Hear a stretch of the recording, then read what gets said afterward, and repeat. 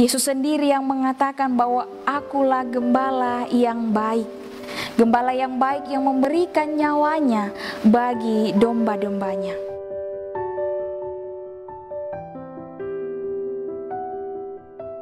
Shalom saudara-saudara yang dikasihi oleh Tuhan dimanapun kita berada. Semoga kita ada dalam keadaan sehat dan penuh sukacita. Selamat berjumpa kembali dalam Renungan Mingguan Gereja Toraja edisi 22 November 2020. Tema kita dalam minggu ini yaitu Gembala yang ditetapkan Allah. Gembala yang ditetapkan Allah. Saudara-saudara yang dikasihi oleh Tuhan, metafora gembala sudah sering ditemukan di dalam Alkitab. Gembala dipakai untuk menganalogikan dua hal, yaitu gembala pada umumnya, yakni gembala ternak atau hewan peliharaan, domba, kambing, dan sebagainya. Dan menunjuk pada gembala secara khusus yaitu seorang pemimpin. Seorang gembala atau seorang pemimpin adalah orang yang menjadi pemelihara bahkan juga penjaga kawanan domba. Ia bertanggung jawab atas domba-domba, atas orang-orang yang dipimpin. Ia memperhatikan dan juga melindungi para kawanan domba dari bahaya luar. Bahkan hidup domba ini bergantung kepada sang gembala. Namun tanggung jawab sebagai seorang gembala ini tidak dilakukan dengan baik oleh gembala-gembala Israel. Para pemimpin orang-orang Israel tidak melakukan tugas penggembalaan dengan baik. Mereka tidak menjaga dan memelihara domba dengan baik. Bahkan mereka memeras, mereka mengambil keuntungan dari domba-domba yang seharusnya mereka gembalakan. Yang lemah mereka tidak kuatkan, yang sakit tidak diobati, yang luka tidak dibalut, bahkan yang sesat tidak dibawa pulang kembali, yang hilang tidak dicari. Bahkan mereka memperlakukan domba-dombanya dengan kekerasan dan kekejaman. Nah, dalam keadaan ini, dalam situasi ini, maka firman Tuhan datang melalui Yehezkiel yang menegaskan kepada domba-domba Israel bahwa Allah yang akan bertindak, Allah sendiri yang akan menjadi gembala bagi domba-dombanya. Allah yang akan melepaskan domba-dombanya dari gembala yang tidak bertanggung jawab. Allah sendiri yang akan mencari domba-domba yang tercerai-berai. Allah sendiri yang akan memperhatikan domba-dombanya dan akan mengembalakan mereka sebagaimana seharusnya. Yaitu Allah bertindak menjadi gembala yang baik bagi domba-domba Israel. Gembala yang baik ini kemudian Allah hadirkan melalui kedamaian dan kesejahteraan yang tercipta ketika Allah menggembalakan mereka di padang rumput yang baik. Mereka akan menikmati kedamaian dan kesejahteraan. Mereka akan berbaring di padang rumput yang baik, bahkan rumput yang subur menjadi makanan mereka. Dan yang kedua, Allah mengembalakan umatnya dengan cara menunjukkan kepedulian dan kasih-Nya.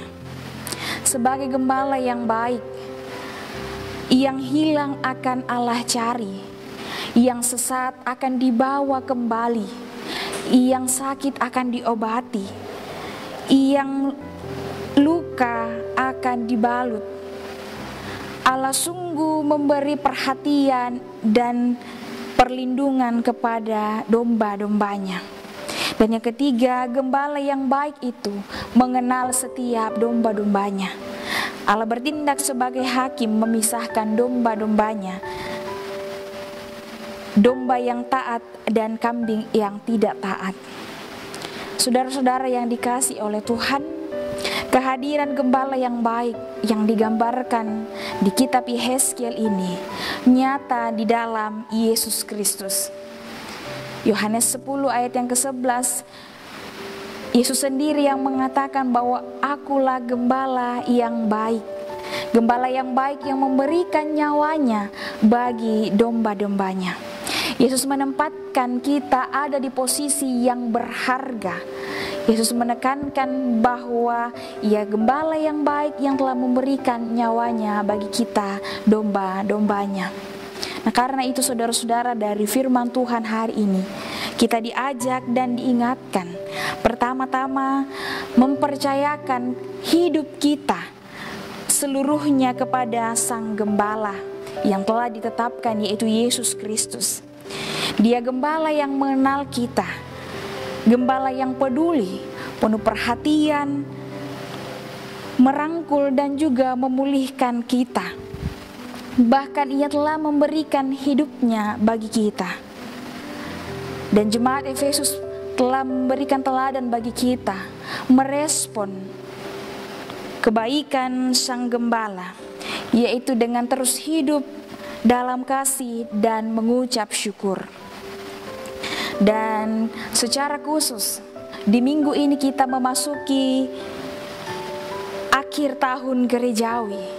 Kita diajak untuk mengenang karya Sang Gembala yang telah menyatakan kebaikannya, kepeduliannya, dan perlindungannya di sepanjang tahun yang telah kita lewati, dan menjadi pengharapan bagi kita, menjadi kekuatan bagi kita untuk melangkah, untuk menapaki hari-hari depan dengan keyakinan bahwa Sang Gembala senantiasa hadir. Dan yang kedua, menjadi tanggung jawab kita, menjadi panggilan kita bersama untuk menjadi seorang gembala yang baik bagi domba-domba, bagi umat Tuhan, dan juga bagi sesama kita. Seorang yang mengerjakan tanggung jawab dan panggilannya dengan hati yang tulus. Kita tidak hanya hadir untuk diri kita sendiri, hadir menggembalakan diri kita, tetapi kita dipanggil, kita diberikan tanggung jawab untuk hadir sebagai gembala yang baik, yang menuntun, memelihara, dan melindungi, mencari yang hilang, menyembuhkan yang sakit, menguatkan yang lemah, menuntun yang tersesat, dan mencari yang terbuang. Dan kita percaya bahwa Allah sebagai gembala yang baik, gembala yang agung, akan senantiasa memperlengkapi kita dalam setiap